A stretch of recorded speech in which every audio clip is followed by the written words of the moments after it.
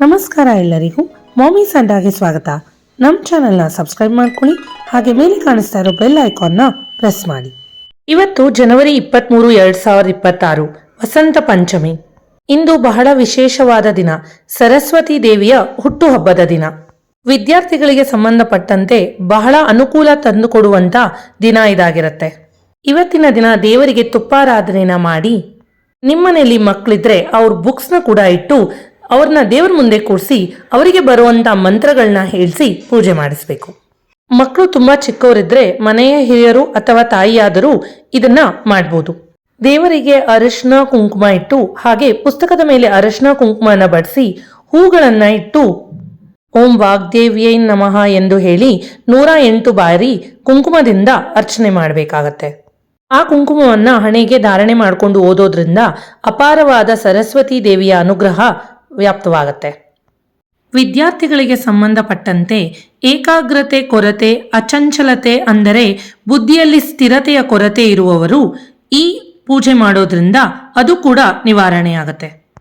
ವಸಂತ ಪಂಚಮಿ ದಿನದಂದು ಸರಸ್ವತಿ ದೇವಿಯ ವಿಗ್ರಹ ಅಥವಾ ಫೋಟೋವನ್ನ ಇಟ್ಟು ತಾಯಿಗೆ ಪ್ರಿಯವಾದ ಬಣ್ಣವಾದ ಹಳದಿ, ಬಿಳಿ ಅಥವಾ ತಿಳಿ ಬಣ್ಣದ ಬಟ್ಟೆಗಳನ್ನು ಧರಿಸಿ ಪೂಜೆ ಮಾಡುವಾಗ ಪೂರ್ವ ಅಥವಾ ಉತ್ತರಕ್ಕೆ ಮುಖ ಮಾಡಿಕೊಂಡು ಕುಳಿತು 5, 9, 11, 21, 51 ಅಥವಾ 108 ಬಾರಿ ಸರಸ್ವತಿಯ ಮಂತ್ರವನ್ನು ಪಠಿಸಬೇಕು.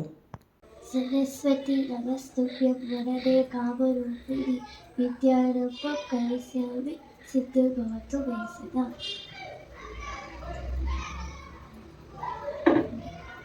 ಸರಸ್ವತಿ ನಮಸ್ತುಭ್ಯಂ ವರದೆ ಕಾಮರೂಪಿಣಿ ವಿದ್ಯಾರೂಪ ಕರಿಷ್ಯಾಮಿ ಸಿದ್ಧಿರ್ಭವತು ಮೇ ಸದಾ.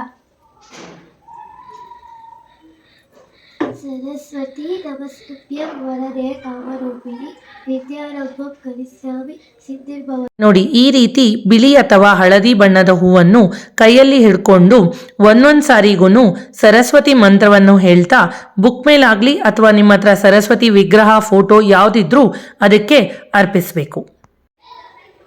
ಸರಸ್ವತಿ ನಮಸ್ತುಭ್ಯಂ ವರದೆ ಕಾಮರೂಪಿಣಿ ವಿದ್ಯಾರೂಪಂ ಕರಿಷ್ಯಾಮಿ ಸಿದ್ಧಿರ್ಭವತು ಮೇ ಸದಾ.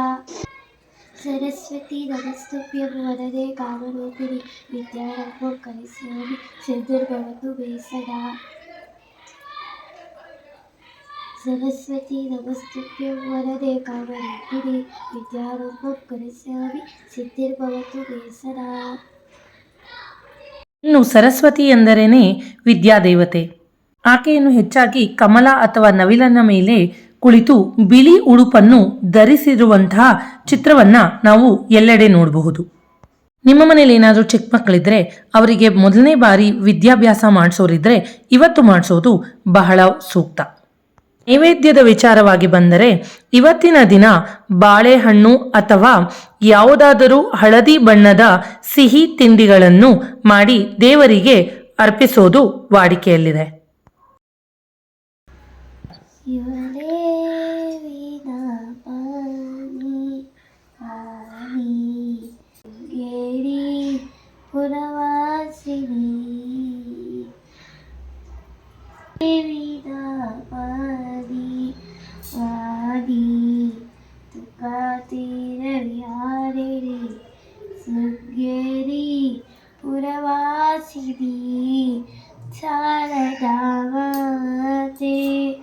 ಮಂಗಳದಾತೆ ಸಂಸೇವಿತೆ ಪರಮಪುನೀತೆ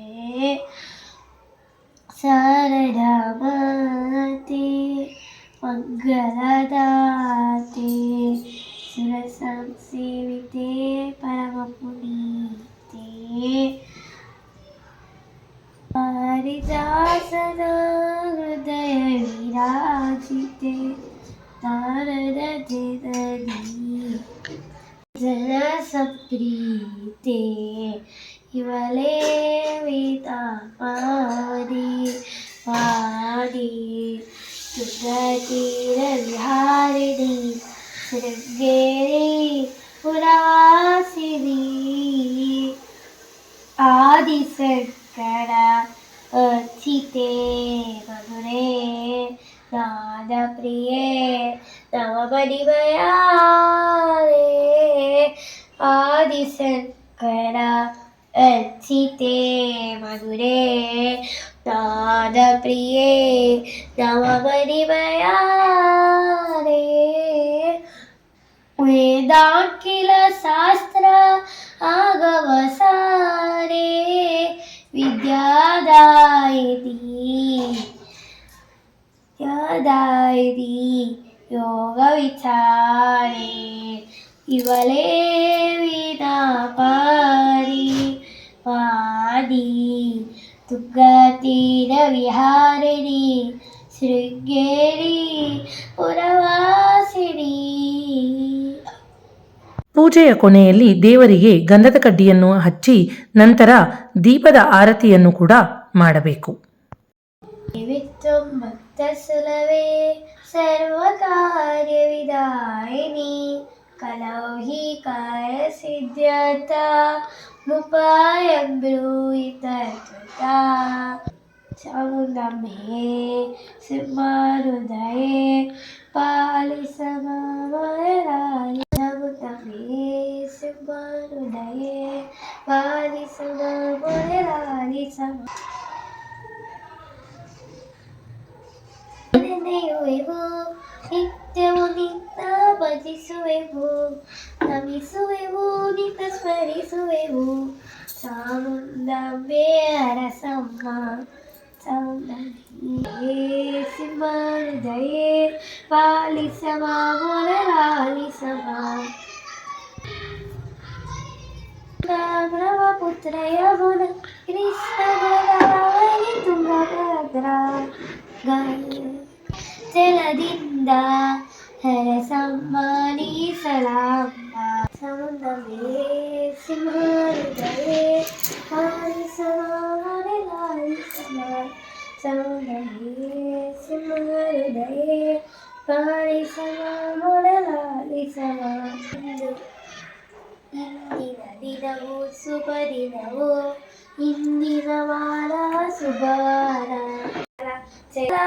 ವಿಠಲ ಚಾಮುಂಡಾಂಬೆ.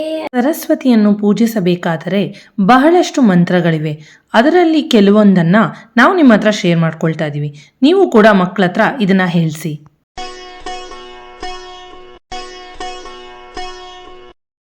ಈ ವಿಡಿಯೋ ಬಗೆಗಿನ ನಿಮ್ಮ ಅನಿಸಿಕೆ ಅಭಿಪ್ರಾಯನ ನಮಗೆ ಕಾಮೆಂಟ್ ಬಾಕ್ಸಲ್ಲಿ ತಿಳಿಸೋದನ್ನು ಮಾತ್ರ ಮರಿಬೇಡಿ.